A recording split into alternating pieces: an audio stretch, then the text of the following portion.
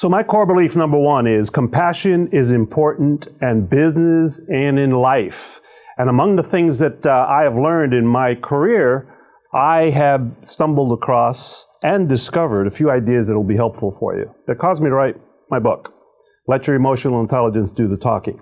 And in the course of our conversation today and our brief time together, I'm going to share you a few techniques and a few ideas to help you get more success in your communications, and you will learn how to improve your emotional intelligence today. When you get my book, you'll get some strategies and some shortcuts. Because of our time together today, we won't be able to go into elaborate discussions or elaborate exercises, but you'll get them all in the book. So, at the end of our time together, I'll give you a link to my free download of my #1 Amazon bestseller called Let Your Emotional Intelligence Do the Talking. But before that, let me tell you a little bit about my story. So I grew up on the Lower East Side of New York. I grew up in what's called public housing. And if you can look very closely, you'll see I'm on the 6th floor of that tall apartment building. All right. Each one of those buildings had approximately 200 to 250 people living in them. So pretty tight, a lot of people. You can't help but develop some type of emotional intelligence with that many people. So that's an important element. From there, I went to Long Island University, and then I went to Columbia University to work on my MBA. In between, I had a retail store in New York City. So I was in the rag trade. For those of you who are entrepreneurs, you know the entrepreneurial journey is pretty tough, isn't it? Yes? So we operated for about 3 years and shut the store down for a whole bunch of different reasons. The first one was undercapitalization, did not plan for 2 burglaries, which happens in New York, and we just ran out of cash, ran out of money, ran out of time. So that took me to reconsidering my journey and my path. I worked for Xerox Corporation for 20 years in a number of locations. The last time that I worked overseas was on the island of Puerto Rico for a good 8 years, and then moved to Rochester, New York from there. So the emotional intelligence model I'm going to share with you is right here. Not difficult. There are 4 components. Let me describe them to you briefly. You have personal competence, which we all have. And then under personal competence, you'll see what I see, which has to do with self-awareness. We've seen presentations where people are teaching and learning and trying to convey knowledge, but it all starts with identifying what I call the gap. And the gap has to do with the difference between self-awareness and other people's opinions of you. I'm sure you all can relate that your self-awareness is generally rated higher, but when you ask other people to opine on what they see of you and how you interact with them, you get a difference of opinion. That's called the gap. I help people manage that gap. So self-awareness is important. Self-management. Once we do that, you're going to get self-management. You'll be trained. You'll get the specific opportunities to develop a plan, which I work with you very specifically to develop to get you through the hurdle so you can develop some skills around that kind of gap analysis. From there, we go into social competence. Now, social competence, how many of you can remember the last event that you attended, networking event, festive event, holiday party, where you noticed that certain people seem to interact better than others? That's called social competence. That is teachable, it is learnable, and nothing to be afraid of. I work with a number of people who say, but Miguel, I can't work with this environment. I don't know how to operate. I don't know how to talk. You know what those people need? Some confidence boosting ideas to help them get over the hurdle. That's what I do. And then the last component is relationship management. In 2017 and beyond, the most important element that people are concerned about is how good of a relationship can I have with my clients? And if you develop the skills around relationship management, people will want to work with you, call you up, and understand that you are the best and only solution for what they need. So, here are some examples of emotional intelligence where it's lacking. If a person is self-centered, have you ever met any of those people? I think you have, all right? They kind of jump out at you very quickly in the engagement, in the conversation. And those people, you generally repel you. Would that be true? You repel from those people. or a person that doesn't appreciate the problems or the concerns of others. Another key element, particularly in larger organizations where people are working cross-functionally to develop products, services, and to develop themselves. Or, here's another one, number 3, does not have the time nor interest in quality listening. Now, how many of you can remember the last time someone approached you? Maybe this morning, maybe over lunch, and they start the question this way. Got a minute? Well, you know what happens when they say, got a minute, right? It's like you're at it for about 15 minutes, 20 minutes. So what would be a good way, and I'm going to share with you a strategy right now. Here's a good way to acknowledge the person, acknowledge the situation, and respect your time and their time. Just say, you know, Miguel, in the interest of helping you the best I can, I don't have a minute at this moment, but I do have a half hour later this afternoon on my calendar. Can we reschedule this conversation for later, like 5 p.m.? If we can do that, I can be of better service to you. Now, that strategy works consistently and always, except for one time. And you've got to ask the right question. Here's the question. Does this situation right now require emergency action? If no one's dying, there is no fire drill, and nobody's going to the hospital, it probably can wait. Is that a good idea? Absolutely. So, another example, people, they're not well liked and you know who they are. They alienate team members. They don't play nice in the playpen. They don't conform to the group norms, etc. Now, what I have found in time in working with a number of clients, those last two are the responsibility of the leadership, the hiring team. Because when you hire somebody, you have to test for those things. Now, I meet a number of entrepreneurs and people who say, well, I go with my gut. Well, the gut is about one of 7 items you should take a look at when hiring an employee. It is not the only thing, but you shouldn't dismiss it. So I do encourage that. So here's what happens with people with high EQ. 90% of top performers are high in EQ.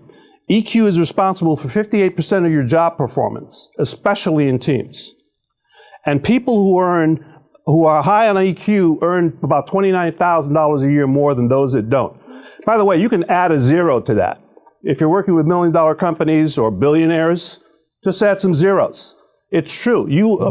People with high EQ will out-earn and outperform those that don't have high EQ. So this is the USS Constellation, CV-64. And the reason I know that is because I got a phone call when I lived in the Caribbean, that island I showed you earlier, from CV-64, from the executive officer of that lovely ship. 5,000 people living on the ship defending our country. And so here was the question from the executive officer. We're coming into port in St. Thomas in about 2 days. We're 2 days out. We got about 50 machines here that need repair. Can we count on you to support it? Well, you don't tell the U.S. government you can't. So we figured it out. And I want you to take a look at that example from the standpoint of emotional intelligence. I could have gone a whole bunch of different ways. I could have overreacted. I could have been numb. I could have been frozen and said, you have how many? So I analyzed the situation, gathered my technical organization, and flew some people off to the island of St. Thomas to service that ship. Here's the key component of it. I got a phone call from one of our techs from the comm department. So communications is very important to our fighting fleet. And we didn't have the part. We didn't have the part for this machine. And so I asked the technician, well, where's the part? And he says to me, it's in Rochester, New York. It's on a manufacturing line. And for a moment I paused and wanted to say, oh my. And so what happened is, I got the information, I spoke to the XO, and here is where I learned my first lesson at age 27 of out-of-the-box thinking. I learned that you need to oftentimes involve the patient or the client in the solution, in their own solution. So here's what the executive officer said. I don't have the part. I can't get it to you overnight until tomorrow. He said, well, where's the part? I said, Rochester, New York. He said, well, I've got a crew member, I've got the aircraft, and I'll be there in 2.5 hours. We got everything turned around in 5 hours. Key lesson for me, think out of the box. So, you too can move in about 6 hours to that type of thinking expanded and get better at what you do. How? By participating in a number of trainings that I've got. Now, this training is for people and or organizations struggling with relationships affecting productivity and performance metrics. I've worked with a lot of people that have disengaged and disconnected associates, business partners, and employees. There's a reason for that, and we can help you fix that. And the last point is, can you think of a time when you wished you made better decisions with better results from your communications? If that is you, then you're a part of the people that can benefit from my assistance. So my ideal client is looking for results orientation. They want to increase and improve. Fill out the dots on there, whatever you need, we can get it. And most importantly, time is a limiting factor. So they're suffering from time compression. They want it, and they want it now. So here's a specific example of what happens when you have EQ. You'll see the blue is before, and the red kinda is after. So decision makers at FedEx were able to improve influence as one of their key metrics by using EQ techniques and technologies. Decision making went up, effectiveness went up, relationships went up, which is very important when you're dealing with clients, quality of life and health. The statistics have been borne out over time. Here's another example in the area specific to sales, L'Oreal. I'm sure you've all heard of L'Oreal, a large sales organization. Look at the effects of EI training. The blue shows when you're trained, 7.1% increase September, 15 in October, and 13 in November. Again, 1 quarter, but the proof of concept is there. So through the implementation of EQ and 360 assessments, that's how we help get you there. I interpret the results, I help you develop your own plan, you own it, you execute it with our help, and with my help. So here are the myths. New habits can be shaped in 21 days. False, that's a fiction. New research has shown it takes at minimum 66 days to change and or create a new habit. So, myth number 2. Everyone see that? Here's what we see in the area of IQ. IQ is the primary driver of selection in some organizations. EQ is what's more important and everything else that lies below the surface.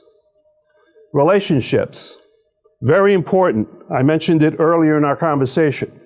Now here's a convergence. So managing relationships means what's required, your needs, and then overlaying my needs.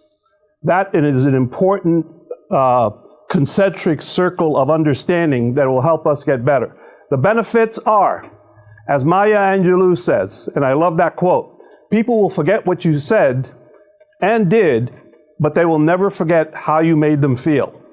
I love that quote, and it's very true. And by the way, we don't always have to agree, we can disagree, but we don't have to be mean-spirited about it. And so from that standpoint, we help you script and think and communicate better and more effectively. Self-awareness, self-management, social awareness, and relationship management are the key components of what I teach on in our organization. So what's the secret to greater EI? Improve relationships with friends, family, clients, and business associates that will give you better results while developing mindset, skill sets with the right tools. So here's an example. Everyone know who Jack Welch is? That's Jack Welch's, we used to call him Neutron Jack a long time ago. But he has developed some skills in the area of emotional intelligence and supports it very highly.